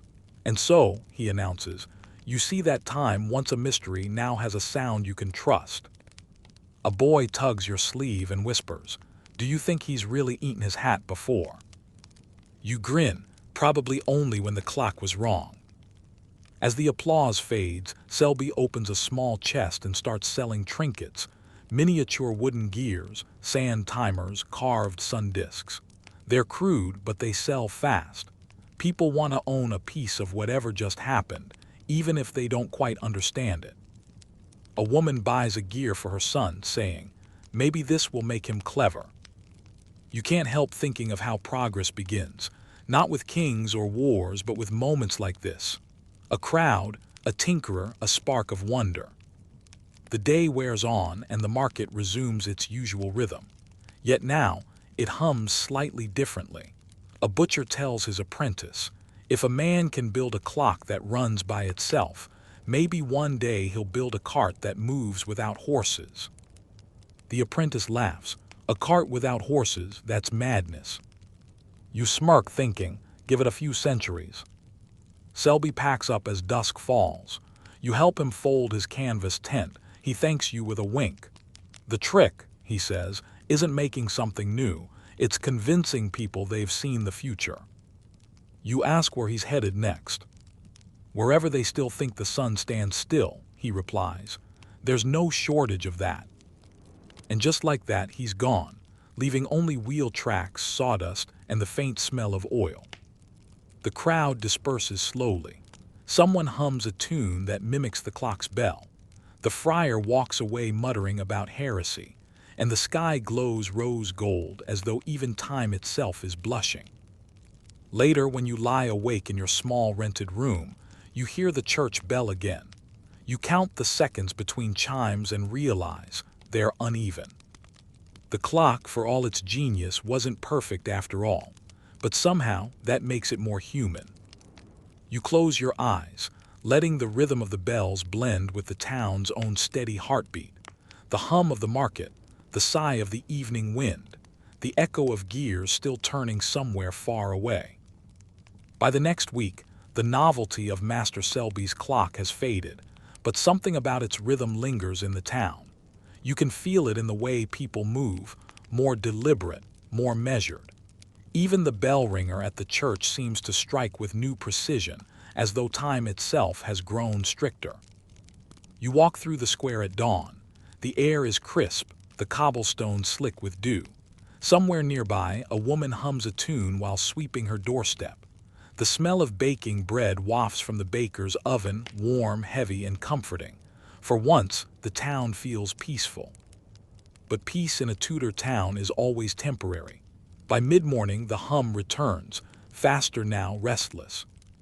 Word spreads that the Lord Mayor himself is coming through on his annual circuit of inspection.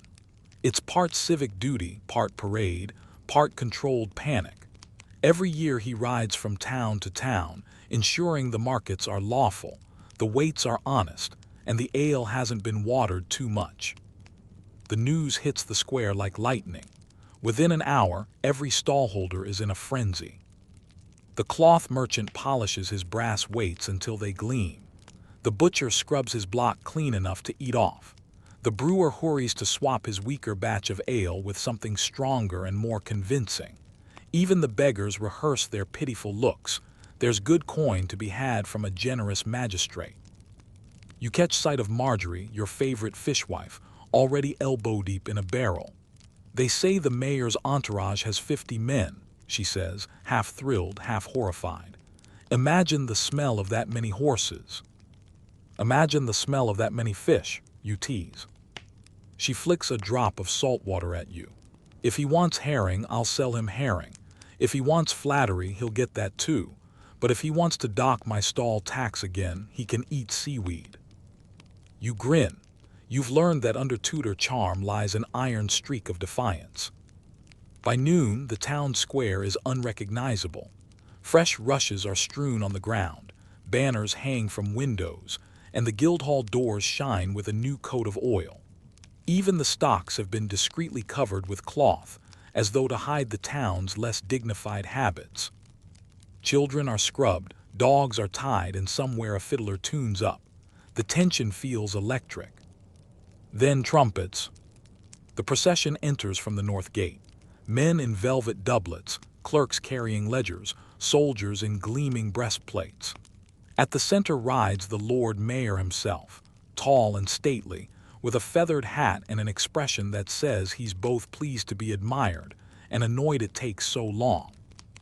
Behind him rolls a small wagon bearing documents, scales, and the town's official seal of trade. It's a mobile bureaucracy on wheels. The crowd cheers, children wave, a few bold souls throw petals. The mayor raises a gloved hand in blessing or calculation. Good citizens of this fair borough, he proclaims, His Majesty commends your diligence and industry. May your markets prosper under honest weights and fair measure. Everyone bows or curtsies, though you can see the butcher's lips moving silently.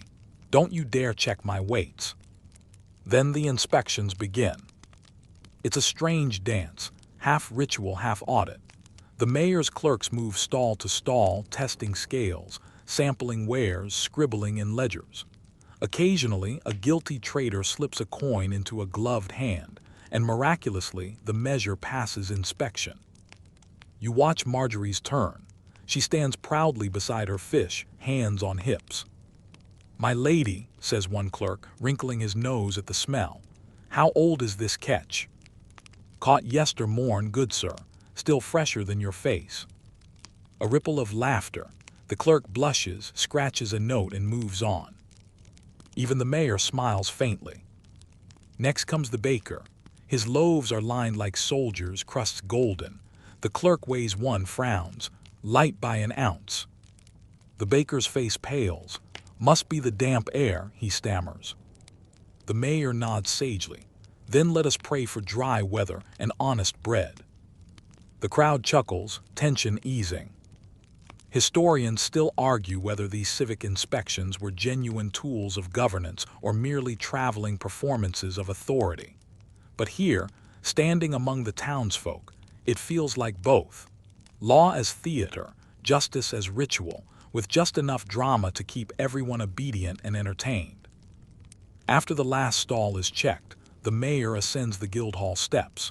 He praises the town's prosperity, commends its guilds, and reminds everyone that loyalty to the crown ensures divine favor. Then, as tradition dictates, he orders a barrel of ale tapped for the people. A cheer erupts. Within minutes, mugs are clinking, songs are starting, and the day's tension dissolves into laughter. Even the mayor's men loosen their collars. You sip your mug and watch as the town square transforms once again, from stage to tavern, from judgment to celebration. The fiddler strikes up a tune. Marjorie grabs your hand, spinning you into a rough dance. You stumble over your own feet, earning a roar of laughter from the crowd. "Not bad for a lanceman," she teases. You bow dramatically. "Not bad for a fishwife with sea legs." She grins, and for a moment the world feels suspended in a golden haze. Music, laughter, and ale blending into something timeless. As the sun sets, the mayor and his entourage ride out, leaving behind a square littered with rushes and good cheer. The banners flutter in the dusk like tired flags after a long festival. You walk home under a sky streaked with violet and rose, the church bell marking the hour. It strikes unevenly again, off by a few seconds. You think of Selby's clock and smile.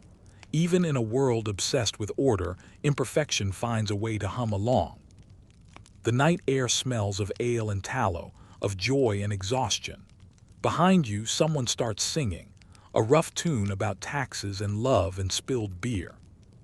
And beneath it all, that familiar undercurrent persists, the hum of the market, the pulse of a town that lives between chaos and ceremony, between fear and laughter, always moving, always human. Morning drifts slowly into the square, wrapped in a soft mist that blurs the edges of roofs and stalls. For once, there's no shouting yet, only the distant clatter of a cartwheel on cobbles, the creak of shutters, and the smell of damp wood. The town feels half awake, as though even the pigeons are taking their time. You step into the hush. The rushes underfoot are flattened from yesterday's festival, and the air carries the faint sweetness of spilled ale and baked apples gone cold.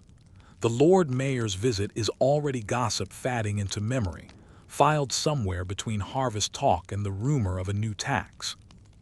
A lone sweeper moves through the square, pushing dust and petals into little heaps. His broom makes a rhythmic swish-swish that sounds almost like breathing. For the first time in weeks, you can actually hear your own footsteps. You wander toward the fountain.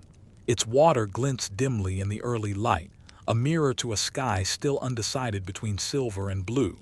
You toss in a pebble, watch the ripples widen, and think about how many stories have passed through this same space. Traders, lovers, thieves, tinkers, and mayors. All of them voices in the same endless murmur. The first market call of the day breaks the spell. A boy's voice, high and cracking, fresh milk, still warm. Another joins, eels, fat eels from the river. Then another, thread and needles, 3 for a penny. And just like that, the square wakes up. The mist thins, the hum returns. You pass Marjorie setting up her stall again. Her hands are raw from brine, but she hums a tune from yesterday's dancing. "Morning, love," she says. "The sea's stingy today, but the river's kind. Want a trout?" You shake your head, smiling, just watching. She chuckles, "That's free this week." It feels like a small joke, but in it is everything you've learned. That survival here isn't about triumph, it's about continuity. Everyone plays their part. The seller, the buyer, the jester, the punished, the forgiven. Near the Guildhall, 2 boys chase a dog with a stolen pie. A woman scolds them, then laughs as the crust falls apart in mid-sprint. A bell rings from the church tower, marking the hour, off by half a minute again, and nobody cares. Historians still argue whether Tudor market life was truly fair or merely a convenient illusion of order. But as you stand there watching, it feels less like illusion and more like a heartbeat, irregular but alive. You wander past the weaver's stall where bright rolls of cloth shimmer in the morning light. "Best wool in Norfolk," he shouts. "Soft as a bishop's conscience," the crowd laughs. Somewhere nearby, a lute strikes a lazy chord. Even the air feels richer today, heavy with spices, yeast, and humanity. You catch snippets of conversation, news from London, the price of tin, the Queen's latest decree. Each voice weaves into the tapestry of the town's soundscape, the endless, gentle hum that gives this place its soul. You pause beside the stocks, uncovered again after the mayor's inspection. Rain has darkened the wood and yesterday's handprint is gone. Still, the space feels haunted by memory, not by ghosts, but by all the eyes that once looked here, judging or forgiving. You touch the grain lightly as though to greet them all. A juggler begins a performance near the fountain, tossing apples to a growing crowd. The children squeal, an old man sneezes, a dog barks in perfect time. For a moment it's chaos, and yet it's harmony too. The kind that no law can command and no clock can measure. You realize this is what holds the town together. The rhythm, the repetition, the laughter that follows even shame. The day brightens, the cobblestones dry, and as you stroll toward the edge of the square, past the spice seller's cart and the sound of hammer on anvil, you feel that faint vibration beneath your feet again. The hum, steady as breathing, eternal as time.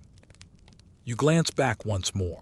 Marjorie is shouting at a haggler, the baker is pretending not to hear her, and a small child is giggling over a crumbly pie. It's the same old market and somehow brand new. You take a slow breath, tasting salt, smoke, and sunlight. The hum of the market fills your chest until it feels like it might stay there forever. And maybe it will. The day settles into a golden quiet. The crowd thins and the square exhales. A stray cat curls beside a cooling oven, dreaming of fish heads and crumbs. The fountain trickles softly, like the whisper of an old lullaby. You lean against a post, eyes half closed, and let the sounds fade one by one. The last hawker's call, the shuffle of hooves, the faint clink of a merchant counting his coins.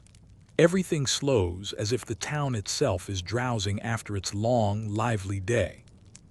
It's easy to imagine the centuries peeling away, the stalls folding up, the cobblestones worn smooth by countless feet. The hum you hear now isn't just the markets, it's the quiet pulse of history, steady and sure.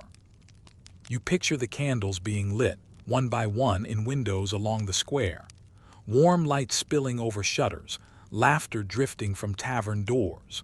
Somewhere a lute still plays, soft, uncertain but lovely in its imperfection. The air cools. The scent of bread and wood smoke lingers, mingling with the damp evening breeze. You breathe it in, slow and deep, letting your heartbeat fall into rhythm with the world's own. Tomorrow the square will wake again. Voices will rise, bargains will be struck, and time will keep its uneven pace. But for now, the town sleeps, and so should you. So close your eyes. Let the hum fade into a gentle murmur and drift with it. Into warmth, into stillness, into dreams where cobblestones shine and laughter never quite disappears. Good night. Sweet dreams.